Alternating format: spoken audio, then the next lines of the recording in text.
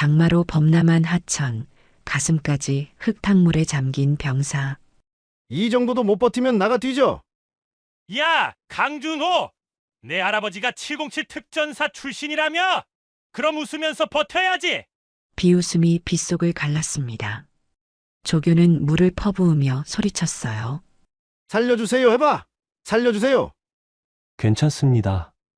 뭐? 크게 말해. 괜찮다고 했습니다. 오, 아직 부족하다? 그럼 더 혹독하게 해줄게. 밧줄 더 3개 묶어. 조교가 밧줄을 더 조이자 준호의 팔목에서 피가 새어나왔습니다. 하지만 준호는 신음소리 하나 내지 않았습니다. 카메라는 그 비웃음을 그대로 담았습니다. 그때 지휘관의 목소리가 터졌어요. 계속해! 해병은 죽어도 버텨! 이건 훈련이 아니었어요. 계획된 사냥이었습니다. 그때 멀리서 헬리콥터 프로펠러 소리가 들려오기 시작했습니다. 처음에는 작게 들렸지만 점점 가까워지고 있었습니다. 저게 뭐야? 누가 신고했나? 우리 부대에 무슨 일이 생긴 거야?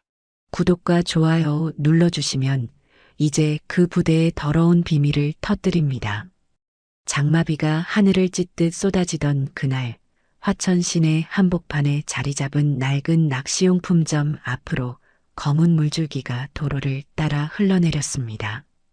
가게 간판에 적힌 강도철 낚시용품점이라는 글씨 위로 빗방울이 흘러내리며 흐릿해졌죠.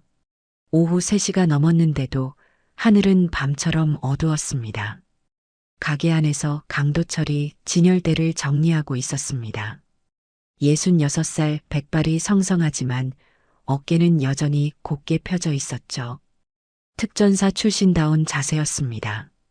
30년 전 전역한 뒤 고향 화천에서 작은 낚시용품점을 운영하며 조용히 살아가고 있었습니다. 그때 가게 문이 벌컥 열리며 빗물과 함께한 사내가 뛰어들어왔습니다. 방수 작업복을 입고 안전모를 벗어든 중년 남자 이태곤이었습니다. 부대 하천 방수 공사를 맡은 민간업체 소장이자 30년 전 도철과 같은 부대에서 근무했던 예비역 부사관이었죠. 도철이 형? 태곤이 헐떡이며 외쳤습니다. 젖은 모자를 바닥에 던지고 거친 숨을 몰아쉬었습니다. 나 오늘 미친 걸 봤습니다. 도철의 손이 멈췄습니다. 낚싯대를 정리하던 손길이 천천히 멈춰섰죠.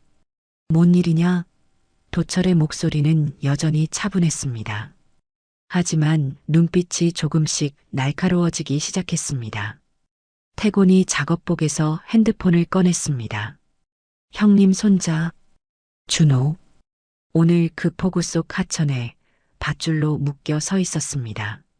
목소리가 떨리고 있었습니다. 도철의 시선이 순간 흔들렸습니다. 뭐라고? 물은 가슴이까지 차올랐는데요. 태곤이 떨리는 손으로 핸드폰 화면을 보여주려 했습니다. 그 조교놈들이 웃고 있더라고요. 아니, 웃는 정도가 아니었습니다. 비웃고 있었어요. 가게 안에 묵직한 침묵이 내려앉았습니다. 창밖에서는 범람 직전의 하천이 검은 물결로 소용돌이 치고 있었습니다. 빗소리만이 두 남자 사이의 정적을 메우고 있었죠. 도철이 천천히 태곤을 바라봤습니다. 확실하냐? 목소리에는 감정의 동요가 전혀 묻어나지 않았습니다. 하지만 태곤은 알 수 있었습니다. 그 차가운 목소리 뒤에 무엇인가 끓어오르고 있다는 것을 말이죠. 네, 확실합니다. 제가 직접 봤어요. 태곤이 고개를 끄덕였습니다. 하천 공사하러 갔다가 저기 부대 쪽 하천에서 벌어지고 있는 광경을 목격했습니다. 처음에는 그냥 훈련인 줄 알았는데 그냥 훈련이 아니었다는 거냐? 네. 그게 훈련이라면. 태곤이 말끝을 흐렸습니다. 아니에요. 그건 훈련이 아니었어요. 도철이 태곤의 핸드폰을 받았습니다. 화면 속에는 흔들리는 영상이 담겨 있었습니다. 비가 억수같이 쏟아지는 가운데 하천에 밧줄로 묶인 한 병사가 물속에 서 있었습니다. 물은 정말로 가슴팍까지 차올라 있었죠. 도철의 얼굴이 점점 굳어갔습니다. 화면 속 병사의 얼굴이 선명하게 보였을 때 도철의 눈이 크게 떠졌습니다. 준호다. 중얼거리듯 나온 말이었습니다. 맞습니다. 형님 손자 맞아요. 태곤이 확인해 줬습니다. 제가 몇 번 봐서 알아봤어요. 그런데 상황이 도철이 영상을 끝까지 보고 있었습니다. 화면 속에서는 몇 명의 조교들이 웃으며 무언가 말하고 있었습니다. 빗소리 때문에 정확한 말은 들리지 않았지만 그들의 표정만으로도 충분했습니다. 언제 일이냐? 도철이 물었습니다. 1시간 전쯤요.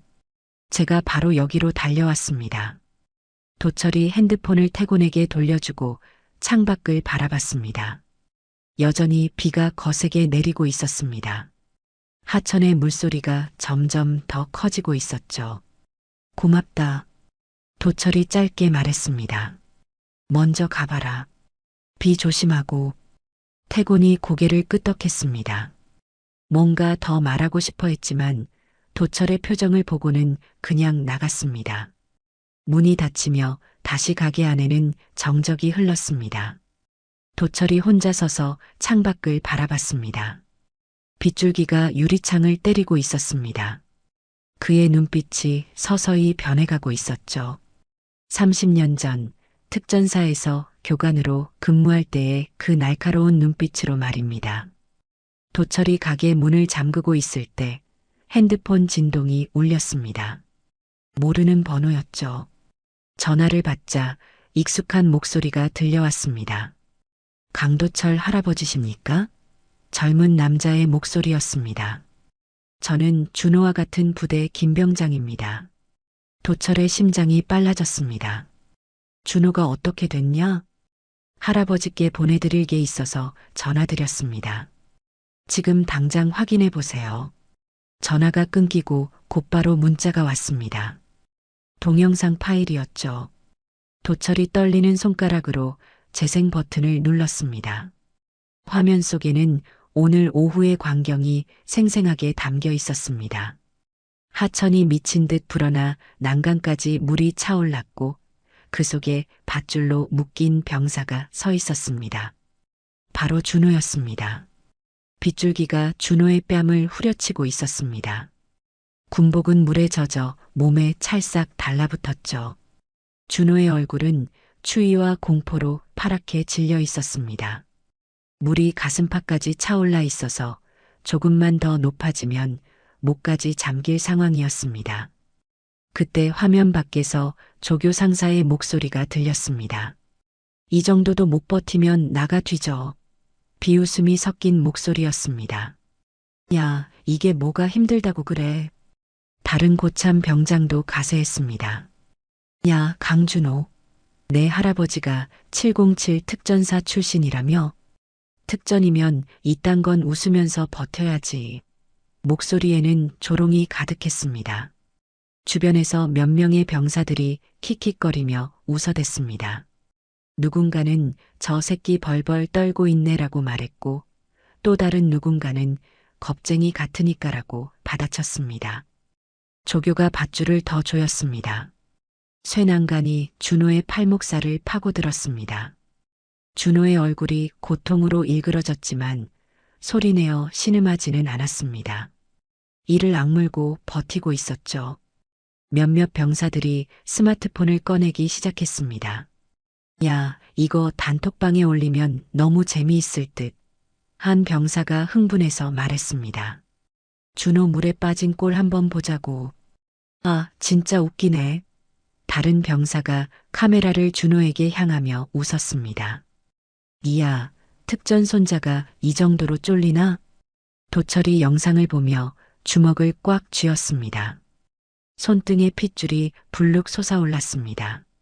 화면 속에서는 더욱 가혹한 장면이 이어졌습니다. 조교가 준호에게 다가가서 물을 한 바가지 떠서 머리 위로 부었습니다. 정신 차려. 이게 뭐가 힘들다고. 소리를 질렀습니다. 준호가 기침을 해댔지만 조교는 멈추지 않았습니다. 야, 너 지금 힘들어? 응? 조교가 준호의 턱을 잡고 위로 들어 올렸습니다. 대답 안 해? 힘들면 힘들다고 해봐. 준호가 떨리는 목소리로 대답했습니다. 괜찮습니다. 하지만 목소리는 거의 들리지 않을 정도로 작았습니다. 뭐, 못 들었는데? 크게 말해봐. 조교가 더 큰 소리로 외쳤습니다. 괜찮다고 했습니다. 준호가 간신히 목소리를 냈습니다. 그러자 주변에서 박수 소리가 터졌습니다. 오, 정신력 하나는 괜찮네. 역시 특전사 유전자야. 조롱하는 목소리들이 쏟아졌습니다.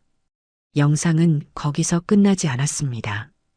카메라가 조교들의 얼굴을 비췄는데 그들은 정말로 즐기고 있는 표정이었습니다. 마치 재미있는 구경거리를 보고 있는 것처럼 말이죠. 한 병장이 다른 신병들에게 말했습니다. 애들아, 잘 봐도 까불면 저렇게 된다. 신병들은 겁에 질린 표정으로 고개를 끄덕였습니다. 영상 마지막 부분에서는 하천의 물이 점점 더 불어나는 모습이 나왔습니다. 준호가 서 있는 곳까지 물이 계속 차오르고 있었죠. 위험한 상황이었습니다. 그때 멀리서 지휘관으로 보이는 사람의 목소리가 들렸습니다. 계속해. 해병은 죽어도 버텨. 명령하는 투의 목소리였습니다. 도철이 영상을 끝까지 본 후 핸드폰을 내려놓았습니다. 손이 부들부들 떨리고 있었습니다. 30년간 쌓아온 분노가 한순간에 폭발할 것 같았습니다. 가게 안의 시계가 오후 4시를 알렸습니다. 밖에서는 여전히 비가 쏟아지고 있었고 천둥 소리가 멀리서 들려왔습니다. 도철이 창밖을 바라보며 깊은 숨을 들이쉬었습니다. 그는 알고 있었습니다. 이것은 단순한 가혹행위가 아니라는 것을, 이것은 계획적이고 조직적인 괴롭힘이라는 것을, 그리고 자신의 손자가 그 한가운데에 있다는 것을 말입니다. 도철이 핸드폰을 꽉 움켜쥐고 서 있을 때 가게 뒤편에서 낡은 액자가 눈에 들어왔습니다. 30년 전 특전사 시절 동기들과 찍은 사진이었죠. 그 중에서도 유독 한 사람이 눈에 띄었습니다. 박중혁 현재 해군 특수전 사령부 대령이었습니다. 도철이 떨리는 손가락으로 전화번호를 눌렀습니다. 신호음이 몇 번 울리더니 익숙한 목소리가 들렸습니다. 형님, 오랜만입니다. 중혁의 목소리는 여전히 젊었습니다. 중혁아. 도철의 목소리는 평소와 달랐습니다. 억제된 분노가 묻어나고 있었죠. 급한 일이 생겼다. 무슨 일이십니까? 내 손자가 물에 묶여 있다. 도철이 직설적으로 말했습니다. 이게 훈련이냐? 전화 너머로 잠시 침묵이 흘렸습니다. 중혁이 신중하게 말을 골랐습니다. 형님, 어느 부대 말씀이십니까? 화천 해병대 신병교육대. 아.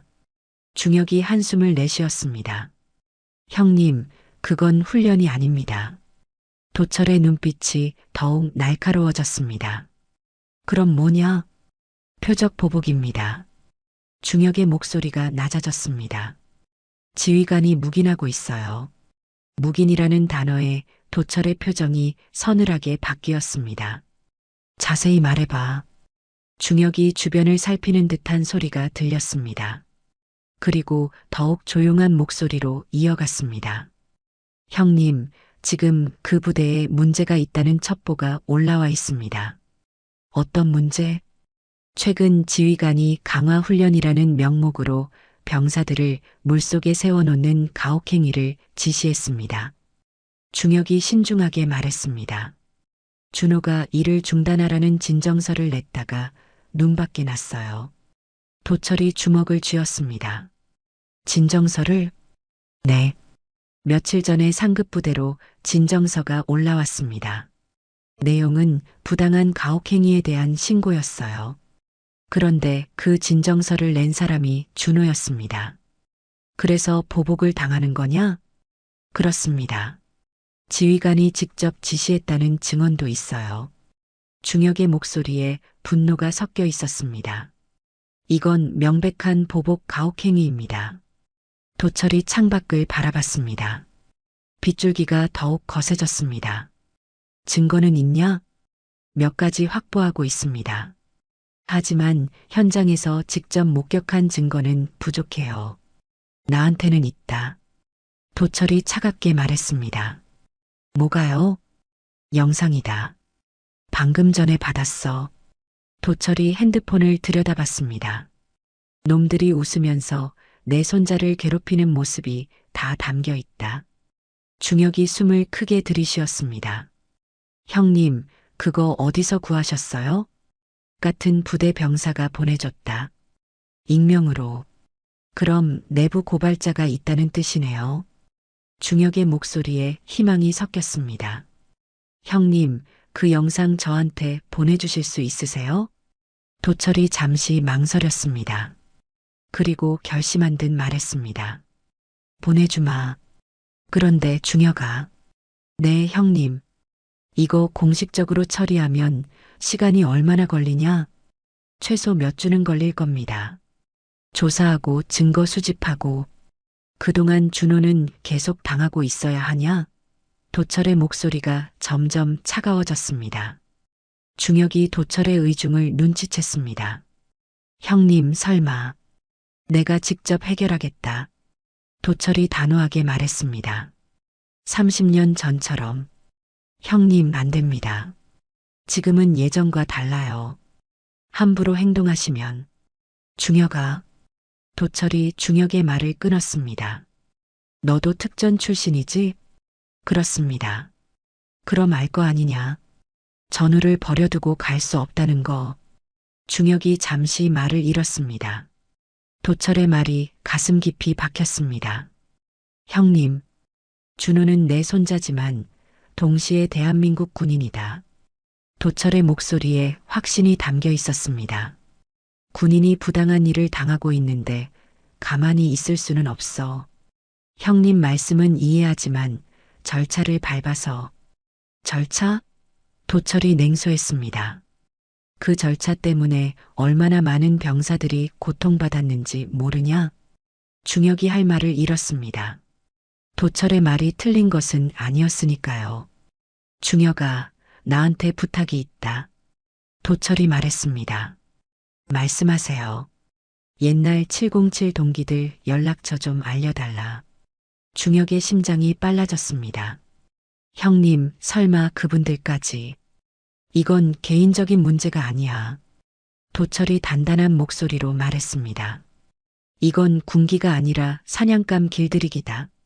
중혁이 깊은 한숨을 내쉬었습니다. 도철의 결심이 얼마나 단단한지 알 수 있었습니다. 알겠습니다, 형님. 중혁이 마침내 말했습니다. 연락처 보내드리겠습니다. 하지만 조심하세요. 고맙다. 전화를 끊고 도철이 혼자 서 있었습니다. 창밖에서는 천둥 번개가 치고 있었습니다. 마치 전쟁터 같았죠. 도철이 가게 구석에 있는 낡은 사물함을 열었습니다. 먼지가 쌓인 군복과 함께 작은 수첩이 나왔습니다. 표지에는 707 특임대라고 적혀 있었습니다. 도철이 수첩을 펼치며 중얼거렸습니다.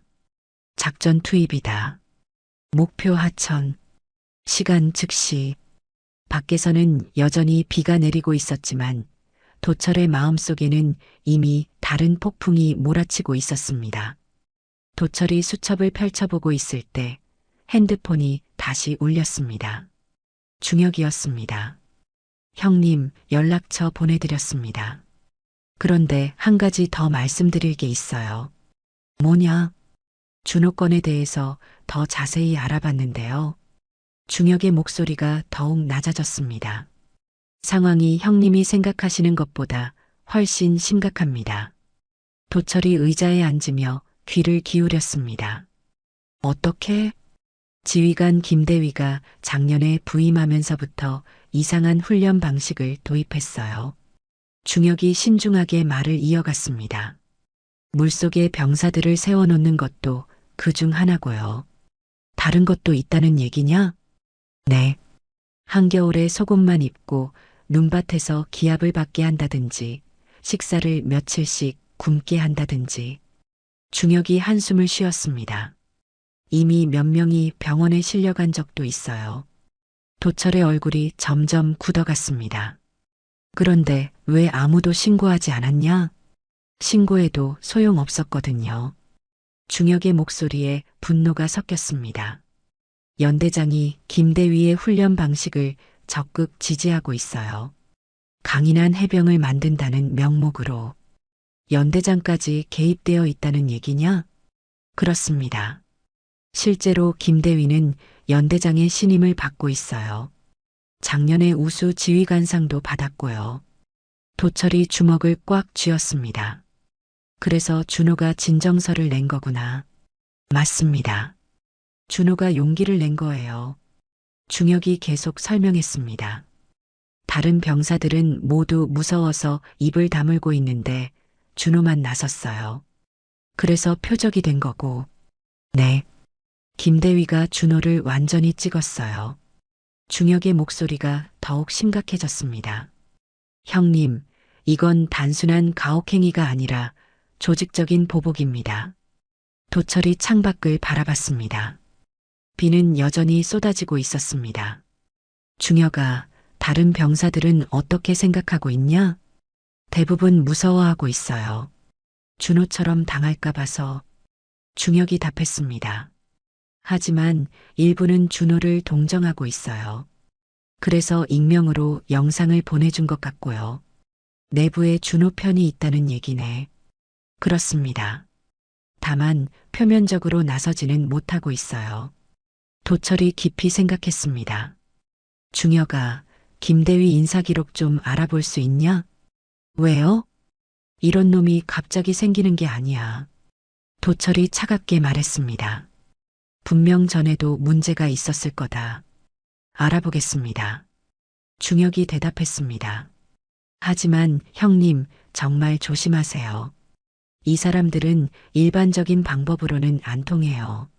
전화를 끊고 도철이 수첩을 다시 펼쳤습니다. 707 특임대 시절 동기들의 이름과 연락처가 빼곡히 적혀 있었습니다. 도철이 첫 번째 번호로 전화를 걸었습니다. 여보세요? 굵직한 목소리가 들렸습니다. 석현아, 나 도철이다. 오, 형? 오랜만입니다. 반가운 목소리였습니다. 최석현, 현재 민간보안업체 대표였습니다. 급한 일이 생겼다. 도움이 필요해. 석현의 목소리가 진지해졌습니다. 무슨 일입니까? 내 손자가 부대에서 가혹행위를 당하고 있어. 뭐라고요? 석현이 놀랐습니다. 어느 부대요? 화천 해병대 신병교육대. 물에 묶어놓고 괴롭히고 있어. 석현이 잠시 침묵했습니다.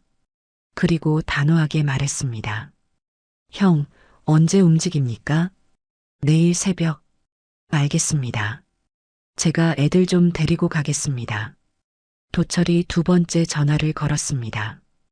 김태수, 현재 용역업체 사장이었습니다. 도철이 형님, 태수야, 일이 생겼다. 말씀만 하세요. 준비물이 좀 필요해. 방수복, 구명조끼, 밧줄. 아, 작전 나가시는 겁니까? 태수의 목소리에 흥미가 섞였습니다. 그렇다고 봐도 돼. 알겠습니다. 당장 준비하겠습니다. 세 번째 전화는 박동현에게 걸었습니다. 현재 운송업체를 운영하고 있었죠. 형님, 무슨 일이세요? 차량이 필요해. 헬기도. 헬기요? 동현이 놀랐습니다. 응급환자 이송용으로 빌릴 수 있지? 아, 그거면 가능합니다. 제가 응급의료 헬기 운항도 하거든요. 고맙다. 마지막으로 도철이 가장 중요한 전화를 걸었습니다. 이윤석 중령, 현재 국정원에서 근무하고 있었습니다. 형님, 어쩌길로? 윤석아, 내가 가진 권한으로 부대 출입이 가능하냐? 어느 부대요? 화천 해병대. 윤석이 잠시 망설였습니다. 형님, 무슨 일이신지 먼저 들어볼 수 있을까요?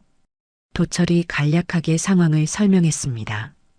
윤석이 듣고 있다가 중간에 끼어들었습니다. 형님, 이거 정말 심각한 문제네요. 그래서 도움이 필요해. 알겠습니다. 내일 새벽에 합동조사라는 명목으로 출입 허가를 받아놓겠습니다. 도철이 전화들을 모두 끊고 의자에 기대 앉았습니다. 30년 만에 다시 모이는 707 특임대원들. 이번에는 나라를 위해서가 아니라 한 사람의 손자를 위해서였습니다. 창밖에서는 여전히 비가 내리고 있었지만 도철의 마음속에는 이미 작전 계획이 세워지고 있었습니다. 내일 새벽 그들이 움직일 것입니다. 다음 날 새벽 5시 화천 해병대 신병교육대에서는 여전히 어제부터 내린 비가 그치지 않고 있었습니다. 하천의 물은 밤새 계속 불어나 위험 수위를 넘어서고 있었죠. 준호는 어젯밤부터 제대로 잠을 이루지 못했습니다. 몸은 피곤했지만 마음은 불안했습니다. 분명 오늘도 똑같은 일이 벌어질 것이라는 예감이 들었거든요. 전체 기상, 조교 상사의 고함 소리가 생활관에 울려 퍼졌습니다. 오늘도 특별훈련이다. 병사들이 모두 일어나 정렬했습니다. 준호의 얼굴은 어제보다 더 창백해 보였습니다. 옆에 서 있던 김 병장이 작은 목소리로 속삭였습니다. 준호야, 오늘은 좀 다를 거야. 내가 어제 영상을 보냈거든. 준호가 고개를 돌려 김 병장을 바라봤습니다. 뭔 영상이요? 내 할아버지한테. 어제 하천에서 벌어진 일 말이야. 준호의 눈이 커졌습니다. 형님이 왜 그런 일을 봐줄 수가 없더라. 김 병장이 단호하게 말했습니다. 이건 훈련이 아니야. 그냥 괴롭히기거든. 그때 조교 상사가 다가왔습니다. 야, 강준호. 오늘도 특별 메뉴가 준비되어 있다. 감사하게 생각해라. 준호가 묵묵히 고개를 끄덕였습니다. 도망갈 곳도 없었고 저항할 힘도 없었습니다. 오전 8시 부대 전체가 하천가로 이동했습니다. 어제보다 물이 더 많이 불어나 있었습니다. 평소보다 1미터는 더 높아진 것 같았죠. 김대위가 병사들 앞에 섰습니다. 오늘은 어제보다 더 강화된 훈련을 실시한다. 목소리에는 비틀린 만족감이 묻어나고 있었습니다. 강준호 앞으로. 준호가 떨리는 다리로 앞으로 나섰습니다. 하천을 바라보니 어제보다 훨씬 위험해 보였습니다. 물살도 빨라졌고 물의 색깔도 더 탁해졌습니다. 오늘은 어제보다 더 깊은 곳에서 훈련한다. 김대위가 냉소하며 말했습니다. 특전 출신 손자라면서 이 정도는 껌이겠지? 조교들이 준호를 더 깊은 곳으로 끌고 갔습니다. 어제 서 있던 곳보다 훨씬 깊었습니다. 물이 가슴을 넘어 목 근처까지 차올랐습니다. 밧줄 더 세게 묶어. 김대위가 소리쳤습니다. 조교가 밧줄을 더 조이자 준호의 팔목에서 피가 새어나왔습니다. 하지만 준호는 신음소리 하나 내지 않았습니다. 오늘은 2시간이다. 김대위가 시계를 보며 말했습니다. 어제는 1시간이었으니까 오늘은 업그레이드 버전이지. 주변 병사들이 걱정스러운 표정으로 바라봤습니다. 몇몇은 이건 너무하는 거 아니냐고 수군거렸지만 아무도 나서지는 못했습니다. 그때 갑자기 천둥 번개가 치더니 비가 더욱 격렬하게 쏟아지기 시작했습니다. 하천의 물이 순식간에 불어나기 시작했습니다. 대위님, 위험합니다. 한 조교가 다가와서 말했습니다. 물이 너무 빨리 차오르고 있어요. 상관없어. 김대위가 고함쳤습니다. 이 정도로 포기하면 해병이 아니야. 그 순간 상류에서 무서운 소리가 들려왔습니다. 물이 무너지는 소리였죠. 제방 일부가 무너지면서 엄청난 양의 물이 한꺼번에 몰려 내려왔습니다. 제방이 터졌다. 누군가 소리쳤습니다. 물살이 괴물처럼 몰려들었습니다. 준호가 밧줄에 매달린 채 휘청거렸습니다. 물이 이미 턱 아래까지 차올라 있었는데 더 불어나면 완전히 잠길 상황이었습니다. 대위님, 진짜 위험해요. 조교가 다시 외쳤습니다.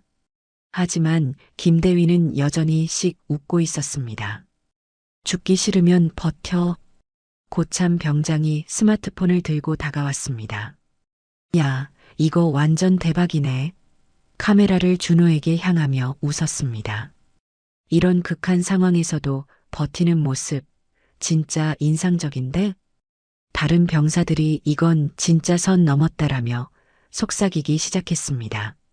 하지만 여전히 아무도 나서지는 못했습니다. 김 병장이 주먹을 쥐고 있었습니다. 이런 미친놈들.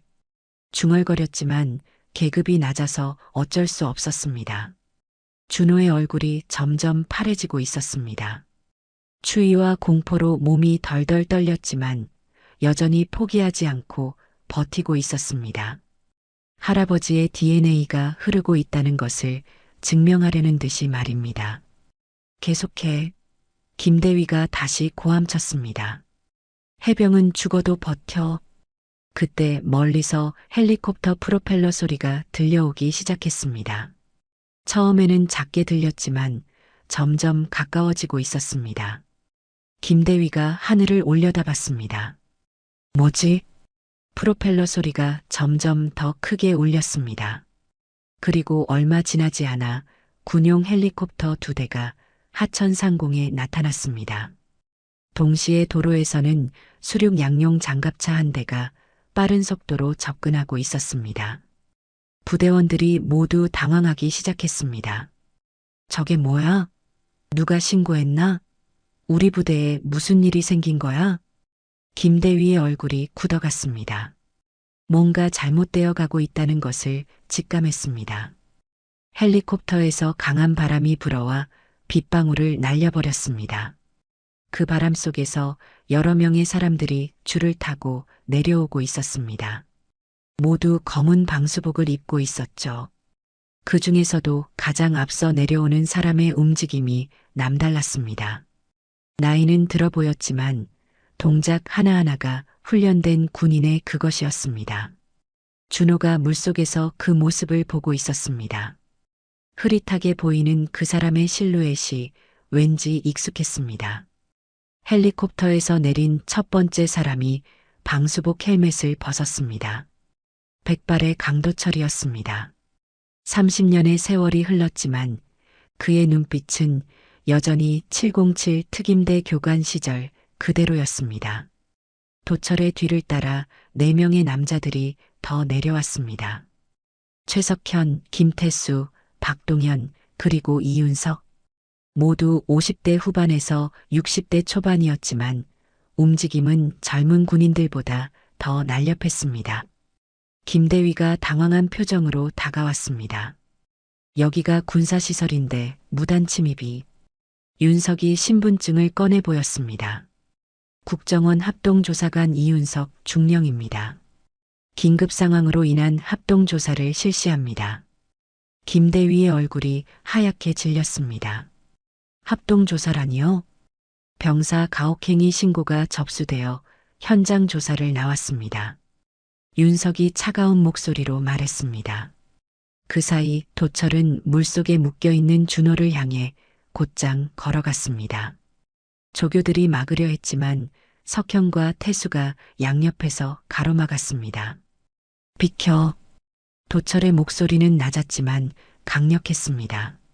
조교 상사가 버티려 했습니다. 여기는 훈련 중이라서. 도철이 조교 상사의 눈을 똑바로 바라봤습니다. 그 눈빛만으로도 조교가 한 발 뒤로 물러섰습니다. 30년간 수많은 부하들을 훈련시켰던 교관의 위압감이었습니다. 밧줄 풀어. 도철이 단호하게 말했습니다. 아니면 내 손목부터 묶어주마. 조교가 떨리는 손으로 밧줄을 풀기 시작했습니다. 준호가 물속에서 비틀거렸지만 도철이 재빨리 붙잡았습니다. 할아버지, 준호가 믿을 수 없다는 표정으로 중얼거렸습니다. 괜찮다. 이제 끝났어. 도철이 준호를 부축하며 물 밖으로 나왔습니다. 석현이 준비해온 담요를 준호에게 덮어주었습니다. 태수는 응급처치 도구를 꺼내 준호의 팔목 상처를 치료하기 시작했습니다.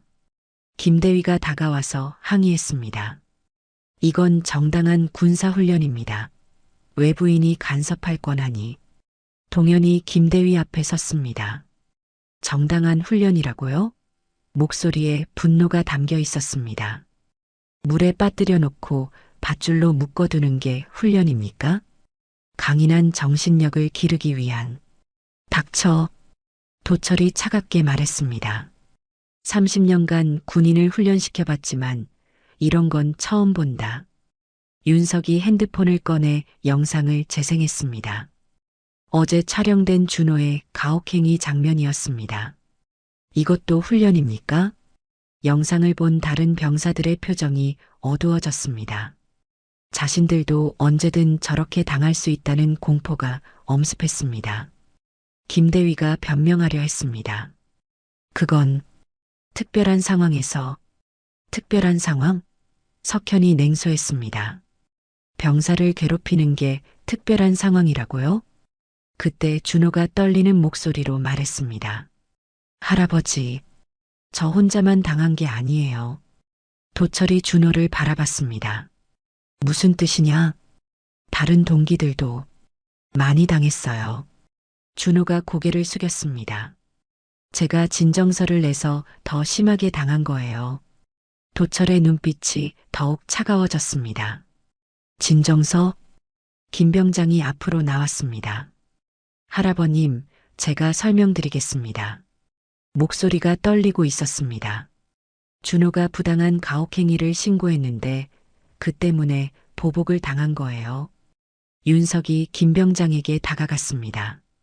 자세히 말해보세요. 지난달부터 이런 일이 계속 있었어요. 김 병장이 용기를 내어 말하기 시작했습니다. 물에 빠뜨리고 굶기고 잠 못 자게 하고. 그런데 아무도 신고할 용기가 없었어요. 그래서 준호가 나선 거군요? 태수가 물었습니다. 네. 준호만 용기를 냈어요. 김 병장이 고개를 끄덕였습니다. 그런데 그 후로 더 심하게 당하기 시작했습니다. 도철이 김대위를 노려봤습니다. 보복이었다는 얘기냐? 김대위가 뒤로 물러섰습니다. 그런 게 아니라. 그럼 뭐냐? 동현이 다가섰습니다. 용기 있는 병사를 괴롭힌 이유가 뭡니까? 그때 다른 병사들이 하나둘씩 나서기 시작했습니다. 707 특임대원들의 등장으로 용기를 얻은 것 같았습니다. 저도 당했습니다. 한 병사가 손을 들었습니다. 저도요. 다른 병사가 따라했습니다. 순간적으로 여러 병사들이 자신들의 경험을 털어놓기 시작했습니다. 그동안 억눌려 있던 분노와 고통이 한꺼번에 터져 나왔습니다. 윤석이 모든 것을 녹음하고 있었습니다. 충분한 증거가 확보됐네요. 김대위가 당황해서 변명하려 했습니다. 이건 오해입니다. 강인한 해병을 만들기 위한. 도철이 김대위에게 다가갔습니다. 강인한 해병? 목소리에 분노가 실려 있었습니다. 전우를 괴롭히는 게 강인한 해병이냐? 그게 아니라 너 같은 놈 때문에 군 기강이 무너지는 거야. 도철이 김대위의 어깨를 잡았습니다. 30년 전 내가 가르쳤던 건 이런 게 아니었어. 석현이 다른 조교들을 바라봤습니다. 당신들도 동조했죠? 조교들이 고개를 숙였습니다. 더 이상 변명할 여지가 없었습니다. 윤석이 무전기를 꺼냈습니다. 헌병대에 연락하겠습니다. 현장 체포가 필요할 것 같네요. 김대위의 얼굴이 창백해졌습니다. 잠깐 저희가 잘못했습니다. 기회를 주세요. 기회? 태수가 냉소했습니다. 병사들에게는 기회를 줬나요? 준호가 도철의 팔을 잡았습니다. 할아버지, 고마워요. 도철이 준호의 머리를 쓰다듬었습니다. 고생했다. 이제 괜찮아. 헬리콥터 바람이 다시 불어왔습니다. 멀리서 헌병대 차량들이 접근하고 있었습니다. 이제 정말로 끝이 보이기 시작했습니다. 헌병대 차량 3대가 부대로 들어오자 연대장 김중령이 급하게 현장으로 뛰어왔습니다. 상황 파악을 위해서였지만 이미 늦었습니다. 무슨 일입니까? 김중령이 윤석에게 다가왔습니다.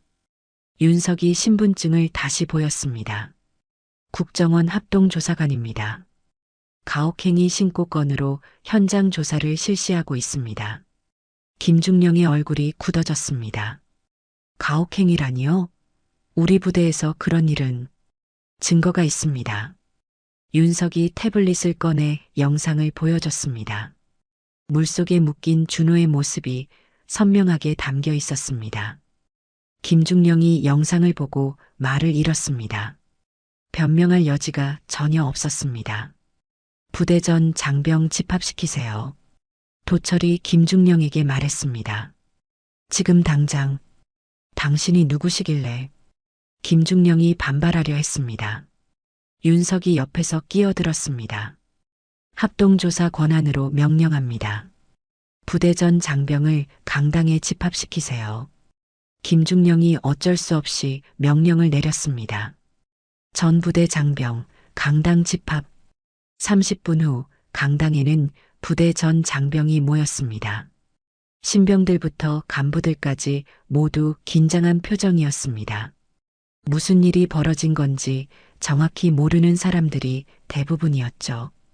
도철이 젖은 방수복 그대로 강당 연단에 올라섰습니다. 옆에는 담요를 두른 준호가 서 있었습니다. 707 특임대원들이 양옆에 서서 경계를 서고 있었습니다. 강당 안이 조용해졌습니다. 도철의 존재감 자체가 압도적이었습니다. 나는 강도철이다. 도철이 마이크 없이도 강당 전체에 울리는 목소리로 말했습니다. 30년 전 특전사 707 특임대에서 교관으로 근무했었다. 장병들 사이에서 웅성거림이 일었습니다. 707 특임대는 전설적인 부대였으니까요. 오늘 이 자리에 선 이유는 간단하다. 도철이 준호를 바라봤습니다. 내 손자가 부당한 가혹행위를 당했기 때문이다. 김대위가 자리에서 일어나려 했지만 헌병들이 제지했습니다. 하지만 이건 개인적인 문제가 아니다. 도철의 목소리가 더욱 단단해졌습니다. 이건 대한민국 군의 기강과 정신에 관한 문제다. 강당 뒤편에서 대형 스크린이 내려왔습니다. 윤석이 노트북을 조작하자 화면에 영상이 재생되기 시작했습니다. 준호가 물속에 묶여있는 모습이 나왔습니다. 조교들이 비웃으며 괴롭히는 장면이 이어졌습니다. 장병들이 충격받은 표정으로 화면을 바라봤습니다. 이게 훈련이냐? 도철이 물었습니다. 이게 해병 정신이냐? 화면에서는 더욱 충격적인 장면들이 이어졌습니다. 조교들이 스마트폰으로 촬영하며 웃는 모습, 김대위가 계속해 라고 소리치는 모습, 몇몇 신병들이 고개를 숙였습니다. 자신들도 언제든 저렇게 당할 수 있다는 공포를 느꼈습니다. 전우를 물에 묶어두고 웃는 게 해병 정신이냐? 도철이 다시 물었습니다. 동료를 괴롭히고 비웃는 게 군인 정신이냐? 강당 안이 정적에 휩싸였습니다. 너희는 오늘 군복을 입을 자격을 버렸다. 도철의 목소리에 분노가 실렸습니다. 군인은 나라를 지키고 동료를 보호하는 사람이다. 약한 자를 괴롭히는 사람이 아니야. 김대위가 자리에서 일어났습니다. 저는 강인한 해병을 만들려고. 강인한 해병? 도철이 김대위를 노려봤습니다. 강인함은 약한 자를 보호하는 데서 나오는 거다. 괴롭히는 데서 나오는 게 아니야. 스크린에 새로운 영상이 나왔습니다. 다른 병사들이 가혹행위를 당하는 장면들이었습니다. 김 병장이 제공한 자료였죠. 장병들이 더욱 충격받은 표정을 지었습니다. 이런 일이 자신들의 부대에서 벌어지고 있었다는 사실을 처음 알게 된 사람들이 많았습니다. 이런 일들이 언제부터 벌어졌는지 아느냐? 도철이 물었습니다. 김대위가 부임한 작년부터다. 김중령의 얼굴이 창백해졌습니다. 자신이 묵인했던 일들이 드러나고 있었습니다. 연대장도 알고 있었다. 도철이 김중령을 바라봤습니다. 강화훈련이라는 명목으로 이런 일들을 방치했어. 윤석이 또 다른 자료를 보여줬습니다. 작년 한 해 동안 이 부대에서 정신과 상담을 받은 병사가 20명이 넘습니다. 다른 부대의 3배가 넘는 수치죠. 장병들 사이에서 탄식이 터져 나왔습니다. 그리고 준호가 용기를 내어 진정서를 냈을 때 도철이 준호의 어깨에 손을 올렸습니다. 이들은 보복을 했다. 준호가 떨리는 목소리로 말했습니다. 저는 그냥 옳지 않은 일을 신고한 것뿐이었어요. 옳지 않은 일을 신고하는 게 용기다. 도철이 장병들을 바라봤습니다. 그런데 그 용기를 가진 병사를 보복으로 괴롭혔어. 김대위가 변명하려 했습니다. 그건 닥쳐. 석현이 차갑게 말했습니다. 헌병대장이 앞으로 나왔습니다. 증거가 충분합니다. 현행범으로 체포하겠습니다. 헌병들이 김대위와 주요 조교들에게 수갑을 채우기 시작했습니다. 김대위가 저항하려 했지만 이미 늦었습니다. 김중령도 연행하세요. 윤석이 명령했습니다. 묵인한 책임이 있습니다. 김중령도 수갑을 찼습니다. 부대의 최고 책임자들이 모두 연행되는 순간이었습니다. 도철이 마지막으로 장병들에게 말했습니다. 진짜 군인은 이런 게 아니다. 동료를 지키고 약한 자를 보호하고 정의를 실현하는 게 군인이야. 준호가 고개를 들어 동기들을 바라봤습니다. 이제 더 이상 혼자가 아니었습니다. 앞으로는 이런 일이 없어야 한다. 도철이 단호하게 말했습니다. 군대는 사람을 괴롭히는 곳이 아니라 사람을 키우는 곳이야. 강당 안에서 박수가 터져 나왔습니다. 작은 박수에서 시작해서 점점 커져갔습니다. 진심 어린 박수였습니다. 일주일 후 화천군 병원 병실에는 따뜻한 햇살이 들어오고 있었습니다. 창밖으로는 며칠 전까지 범람했던 강이 평온하게 흐르고 있었죠. 장마는 완전히 끝났고 맑은 가을 하늘이 펼쳐져 있었습니다. 준호가 침대에 기대 앉아 창밖을 바라보고 있었습니다. 팔목의 상처는 많이 나아졌고 얼굴에도 생기가 돌아왔습니다. 며칠간의 휴식과 치료가 큰 도움이 되었습니다. 준호야. 도철이 병실 문을 열고 들어왔습니다. 손에는 따뜻한 죽 한 그릇을 들고 있었죠. 할아버지. 준호가 반갑게 웃었습니다. 매일 오시는데 괜찮으세요? 괜찮을 리가 있나. 도철이 의자에 앉으며 웃었습니다. 내 손자가 아픈데. 도철이 죽을 준비하며 물었습니다. 몸은 어떠냐? 많이 좋아졌어요. 준호가 팔목을 보였습니다. 상처도 거의 다 나았고요. 그래, 다행이다. 도철이 안도의 한숨을 쉬었습니다. 준호가 잠시 망설이더니 물었습니다. 할아버지, 부대 상황은 어떻게 됐어요? 김대위와 조교들은 모두 구속됐다. 도철이 차분하게 답했습니다. 김중령도 직위해제됐고, 그럼 이제 다른 애들은 괜찮겠네요. 그렇지. 새로운 지휘관이 부임했어. 제대로 된 사람으로. 도철이 죽을 준호에게 건네주었습니다. 앞으로는 그런 일 없을 거야. 준호가 죽을 한 숟가락 먹으며 말했습니다. 할아버지 덕분이에요. 내 덕분이지. 도철이 준호의 머리를 쓰다듬었습니다. 내가 용기를 내지 않았다면 아무것도 바뀌지 않았을 거야. 하지만 저 혼자서는 아무것도 할 수 없었어요. 혼자가 아니었잖아. 도철이 웃었습니다. 김병장도 있었고 다른 동기들도 마음으로는 내 편이었어. 준호가 고개를 끄덕였습니다. 맞아요. 나중에 알았는데 많은 애들이 저를 걱정하고 있었어요. 그때 병실 문이 노크되었습니다. 김 병장이 몇 명의 동기들과 함께 들어왔습니다. 모두 밝은 표정이었습니다. 준호야, 안녕. 김 병장이 손을 흔들었습니다. 형님들, 준호가 반갑게 맞았습니다. 어떻게 지내? 한 동기가 물었습니다. 많이 좋아졌어요. 준호가 답했습니다. 김 병장이 도철에게 인사했습니다. 할아버님, 정말 감사합니다. 뭘? 도철이 손을 흔들었습니다. 당연한 일 했을 뿐이야. 부대 분위기가 완전히 바뀌었어요. 다른 동기가 말했습니다. 이제 정말 편해졌어요. 새로 오신 지휘관님이 정말 좋으세요.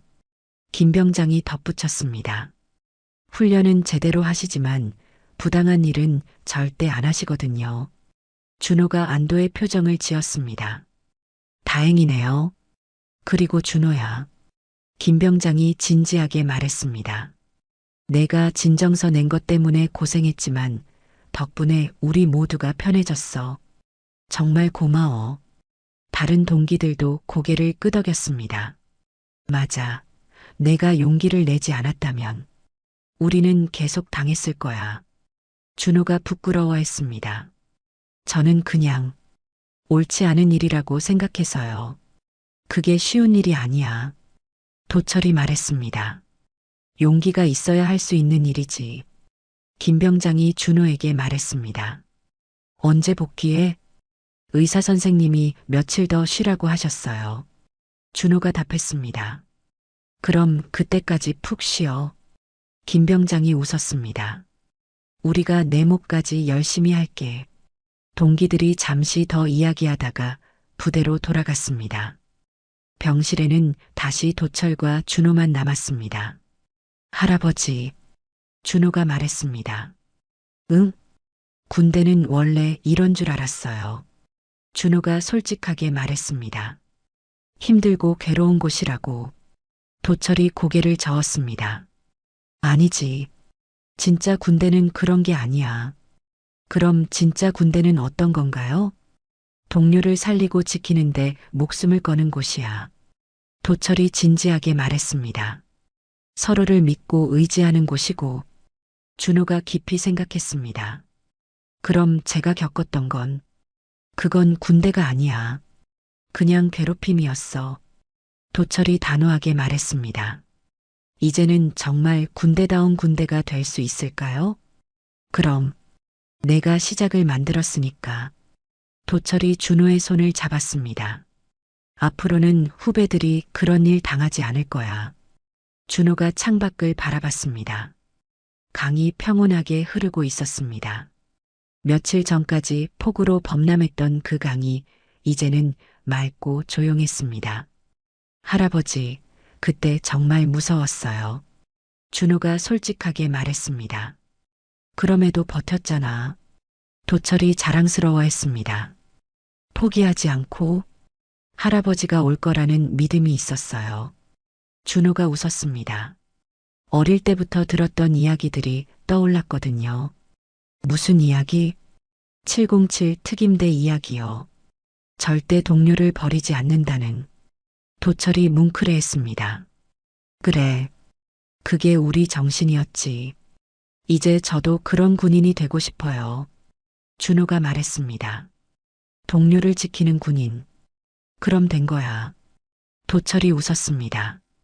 이미 시작했으니까. 해가 서쪽으로 기울기 시작했습니다. 창밖의 강물이 황금빛으로 반짝였습니다. 그 빛 속에서 도철과 준호가 조용히 앉아 있었습니다. 할아버지, 준호가 마지막으로 말했습니다. 응? 고마워요. 그리고 사랑해요. 도철이 준호를 꼭 안아주었습니다. 나도 사랑한다. 우리 준호야. 창밖에서는 장마 뒤에 맑은 하늘이 펼쳐져 있었습니다. 그 하늘 아래로 강물이 평화롭게 흘러가고 있었습니다. 폭우와 분노의 시간은 끝났습니다. 이제는 치유와 희망의 시간이 시작되었습니다. 707 특임대의 동료를 절대 버리지 않는다는 정신처럼 우리 삶에도 지켜야 할 소중한 사람들이 있습니다. 준호가 보여준 정의감과 도철 할아버지의 무조건적인 사랑은 가족의 진정한 의미를 일깨워줍니다. 이런 따뜻한 이야기가 더 많은 분들께 전해지도록 구독과 좋아요 부탁드려요.